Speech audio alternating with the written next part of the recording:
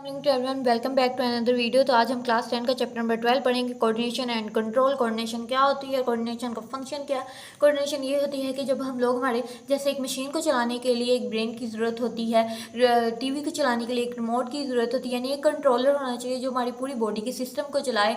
Like जैसे हमारा brain है वो सारे यानी रिस्पॉन्स लेता है, रिस्पॉन्स देता है, नर्वस सिस्टम सारे सिस्टम को चलाता है हमारे, यानी हमें क्या हमने काम करना है, क्या हमें चीज़ बुरी लग रही है, क्या हम फील कर रहे हैं, वो सारी फंक्शन वगैरह कोऑर्डिनेशन की मशीन के तरह हमारे ब्रेन में जो चल रही होती है उसे हम कोऑर्डिनेशन कहते हैं। मैसेज आ रहा होता है, मैसेज ट्रांसफर हो रहा होता है, सारा हमारा बॉडी का ऑर्गन करता है कोऑर्डिनेशन में। ब्रेन करता है टिश्यू एंड ऑर्गन्स, जितने भी टिश्यू और ऑर्गन्स होते हैं हमारी बॉडीज के मल्टी सेल ऑर्गेनिज्म से होते हैं, डू नॉट वर्क इंडिपेंडेंटली, कि वो ज़्यादा ना तौर पर काम नहीं करते एक दूसरे का। They work together performing their main task in needs of whole body. वैसे काम करते हैं जो हमारी बॉडी को जितनी नीड या जितनी ज़रूरत होती है। This means that these activities are coordinate. इसका मतलब है जितनी भी सरगर्मियाँ हो रही हैं वो कोऑर्डिनेशन से हो रही है। Coordination also enable to organism to response the happening in the world around you. Coordination है वो हमारे ब्रेन में मैसेज आता है जितने भी ऑर्गेनिज्म को रिस्पॉन्स मिल रहे हैं, क्या हो रहा है पूरी यानी होल वर्ल्ड में, यानी दुनिया में जो कुछ भी हो रहा है अराउंड दिस, हमारे सारे कोऑर्डिनेशन के जरिए हमें पता चलता है। One familiar example of coordination the way which muscle together during movement. अगर जो हमारे मसल्स हैं वो वर्क टुगेदर करते हैं, इकट्ठे काम करते हैं ड्यूरिंग हरकत के दौरान। When a player runs catch ball, अगर कोई प्लेयर है, कोई भाग रहा है खिलाड़ी, तो कैच बॉल कर रहा है, उसके जो he use 100 of muscles move his arm, तो वो जितनी स्पीड से जाता है उस बॉल को कैच करता है, उसकी लेग्स, उसके बैकबोन, उसके आर्म्स, इतना सिस्टम उसका काम है। Nervous system use information from the sense organ and coordination. उनका जो इसका नर्वस सिस्टम है इन्फॉर्मेशन देता है इसे कि बॉल यहाँ जा रही है, वहाँ जा रही है, तो मसल जो है उसके कॉन्ट्रैक्ट करते हैं, कोऑर्डिनेशन स्टार्ट होती है। करेक्ट सीक्वेंस पे वो जाता है कि वो बॉल वहाँ गिरी है तो उसने वही जाना है। इसकी पावर, लेंथ, सब कुछ टाइम टेबल सारा जो हमारे मसल्स काम करते हैं सारी कोऑर्डिनेशन के जरिए। But that is not all, ये तमाम, लेकिन ये तमाम कुछ नहीं। Such activities is not many other kinds of coordination. For example breathing and heart beat rate are increase. मैंने कहा सांसें भर जाती है, हार्ट बीट तेज हो जाती है, रेट इंक्रीज हो जाता है, ब्लड प्रेशर जो एडजस्ट हो जाता है। And extra heat is remove. जो एक्स्ट्रा हीट है वो हमारी बॉडी से मूव बहुत तेज़ी से होने लगती है बॉडी से। मीन के एक पर्सन है वो भाग रहा है, वो तेज़ी से एक्सरसाइज कर रहा है, तो एक्सरसाइज करने की वजह से उसके जो जितने भी है उसका ब्लड की मूवमेंट फास्ट हो जाएगी, हार्ट बीट फास्ट हो जाएगी, उसकी जो ब्रीथिंग स्पीड होगी वो भी फास्ट हो जाएगी। इसकी वजह से उसके जितना भी उसकी बॉडी का एक पूरा टेम्परामेंट है वो चेंज होकर रह जाएगा, उसके सारे प्रोसेस है वो चेंज हो जाएगा, उसके हर प्रोसेस में बॉडी के फंक्शनिंग में यानी स्पीड अप हो जाएगा, और जितनी भी चेंजिंग आएगी वो सारी ब्रेन की तरफ कोऑर्डिनेशन देगी। और कोऑर्डिनेशन की वजह से ही उसका जितना भी है वो सारा सिस्टम जो है वो फास्ट हो जाएगा, जिसके वजह से एक्स्ट्रा हीट जो रिमूव होनी शुरू हो जाएगी बॉडी की वजह से। और वैसे life activities are control and coordination. जब ज़िंदगी की सरगर्मियाँ हैं वो कंट्रोल होती हैं कोऑर्डिनेशन के। It body work as one unit. Body जो है वर्क करती है एक यूनिट में, which is different it organ से, डिफरेंट ऑर्गन सिस्टम है कोऑपरेट करते हैं, वर्क है हारमोनी।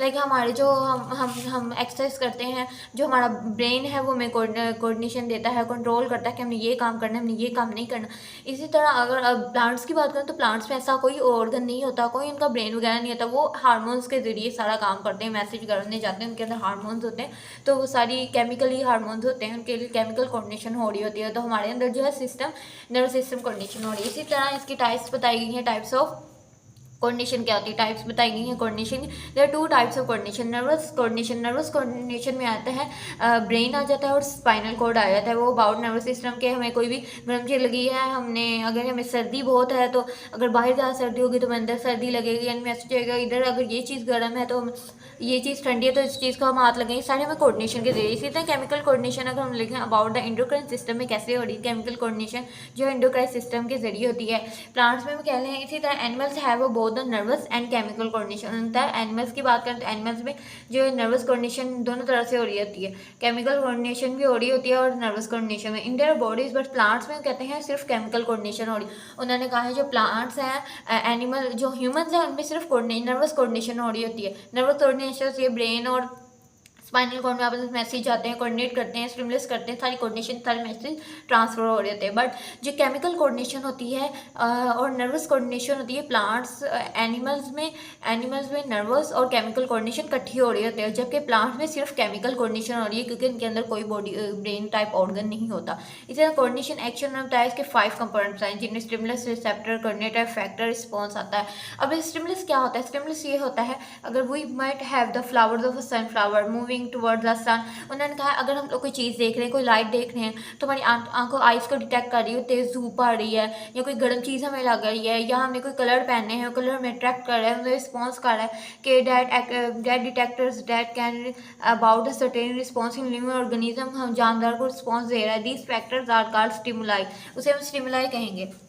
इसकी डिफाइन करके stimulus as any change in environment, as stimulus जो एक्सटर्नल एंड इंटरनल, अगर बाहर बहुत सर्दी है तो उसकी वजह से हमें अंदर भी सर्दी लगे, बहुत अगर बाहर के माहौल में बहुत गर्मी है तो हमें अंदर भी बहुत ज़्यादा गर्मी लगे तो हमें स्टिमुलस कहेंगे। लेकिन उन्होंने कहा है as stimulus is any change in environment external and internal which can provoke a response in organism. तो वो जानदार को कह लें कि इंसान की भी बात हो रही, जानवर की बात हो रही, जानदार को यानी फील होने लग जाए, वो रिस्पॉन्स करेगी उसकी बॉडी के अगर बाहर ज़्यादा बहुत गर्मी है तो अंदर भी बहुत गर्मी लगेगी। एक्सटर्नल इंटरनल, अगर एक्सटर्नल बहुत सर्दी है तो इंटरनल भी गर्मी नहीं लगी सर्दी लगेगी। इसी तरह ये स्टिमुलाई या अगर रिसेप्टर की बात हो, receptor are detecting special organ tissues और सेल्स ऑफ बॉडी की भी एक डिटेक्टिव स्पेशल ऑर्गन जो टिश्यू और सेल्स ऑफ टिश्यू और सेल इन बॉडीज के। फॉर एग्जांपल साउंड वेव, अगर हमारे साउंड वेव्स है, हमारी आंखों में लाइट पड़ रही है, जो आइज, नोज, ईयर्स, ये सारे हमारे जो है रिसेप्टर्स हैं। अगर हमें कोई शोर साउंड हम सुन रहे हैं तो हमारे कान जो है, ईयर्स हैं, वो रिसेप्टर हैं, वो उस चीज़ को डिटेक्ट कर रहे हैं, सुन रहे हैं। आइज़ में अगर हमारे वो धूप वो पड़ रही है, लाइट पड़ रही है तो वो क्या है? रिसेप्टर है, आई रिसेप्टर है, उसे डिटेक्ट कर रही है, आंखों में पड़ रही है उसे एक्सेप्ट कर रही है। दिस ऑर्गन टिश्यूज और cells which are exceptionally built to detect particular type of stimuli is called receptor, यानी ऐसे ऑर्गन टिश्यू सेल्स जो स्पेशली बिल्ड करें, डिटेक्ट करें आमतौर पे एक स्टिमुलाई के साथ, यानी जो स्टिमुलाई है, स्टिमुलाई किससे करें? रिसेप्टर जो हमारे जो ईयर्स वगैरह वो रिसेप्टर्स हैं, और स्टिमुलस ये है कि वो अंदर यानी स्टिमुलाई के रिसेप्टर जो है स्टिमुलस को मैसेज दे रहे हैं। उसके बाद है कोऑर्डिनेशन। कोऑर्डिनेशन क्या होती है? दीज आर ऑर्गन, भी एक ऑर्गन जो रिसीव करता है इन्फॉर्मेशन रिसेप्टर से, सेंड मैसेज। जो रिसेप्टर है वो सेंड मैसेज करता है, यानी कोऑर्डिनेशन से जाता है मैसेज रिसेप्टर की तरफ। रिसेप्टर जो है वो मैसेज भेजता है कोऑर्डिनेशन को। देखिए यहाँ आता है रिसेप्टर एंड सेंड मैसेज, जो रिसेप्टर सेंड मैसेज करता है कोऑर्डिनेशन को। Particular organ for proper action in nervous system coordination, brain और स्पाइनल, नर्वस सिस्टम में कोऑर्डिनेशन आती है, ब्रेन और स्पाइनल कोड आती है कोऑर्डिनेशन। दे रिसीव इन्फॉर्मेशन, ये रिसीव इन्फॉर्मेशन सेंड मैसेज करते हैं through the nerve in the form nerve impulses. On other hand in chemical coordination various endocrine glands जो कहते हैं इंपॉर्टेंट प्ले रोल करते हैं, इंपॉर्टेंट रोल प्ले करते हैं ये ग्लैंड्स हैं, उनमें कोऑर्डिनेटर आ जाते हैं chemical coordination. They receive information the form of various chemicals and send message bye secreting particular hormones in blood. ये सारे सिस्टम के आपको एग्जाम्पल दे देती हूँ के फैक्टर क्या होते हैं। ये मैंने आपको बता दिया कि स्टिमुलाई होते हैं, वो हमें अगर कोई आंखों में चीज़ चुभ रही है तो स्टिमुलाई के जरिए वो डिटेक्ट कर रही है। रिसेप्टर ये है कि उस चीज़ को रिसीव कर रही है। कोऑर्डिनेशन वो है जो मैसेज भेजी है। फैक्टर वो है जिसकी चीज़ से वो इफेक्ट हुई है। There are part of a body which receive message from the coordination, यानी कोऑर्डिनेशन से उन्हें मैसेज मिला है। फैक्टर्स की तरफ क्या है?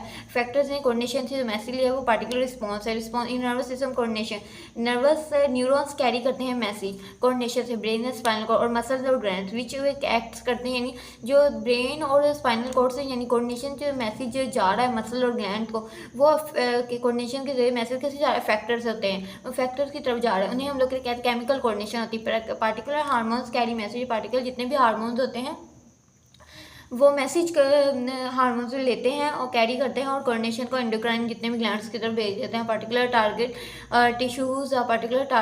Tissues which act as factors, for some example hormones, neurons, nephrons. इस तरह रिस्पॉन्स हमें ये होता है कि जब हम लोगों ने स्टिमुलाई ने रिसेप्टर से लिया, रिसेप्टर ने कोऑर्डिनेशन ने रिसेप्टर से लिया, इसी तरह जो फैक्टर है उन्होंने कोऑर्डिनेशन से मैसेज रिसीव किया। इसी तरह रिस्पॉन्स है जो इफेक्ट कोई चीज़ की तो हमें रिस्पॉन्स मिला, यानी इफेक्ट हुई तो फिर हम रिस्पॉन्स के आ गए। इसी तरह हम बात करें रिस्पॉन्स है ऑन रिसीविंग द मैसेज उन्होंने किसे रिसीव किया? कोऑर्डिनेशन के फैक्टर से परफॉर्म उन्होंने किया। इसी तरह this is called response. For example pulling a hardware from something very hot, अगर हम किसी चीज़ गर्म चीज़ का movement of flower, sunflower to example मैं आपको ये देती हूँ कि अगर किसी गर्म चीज़ को हमने हाथ लगाया है तो हाथ लगाने के बाद वो अगर कोई चीज़ हॉट है तो उसे हम कहते हैं गर्म पैन को ही हाथ लगा लें।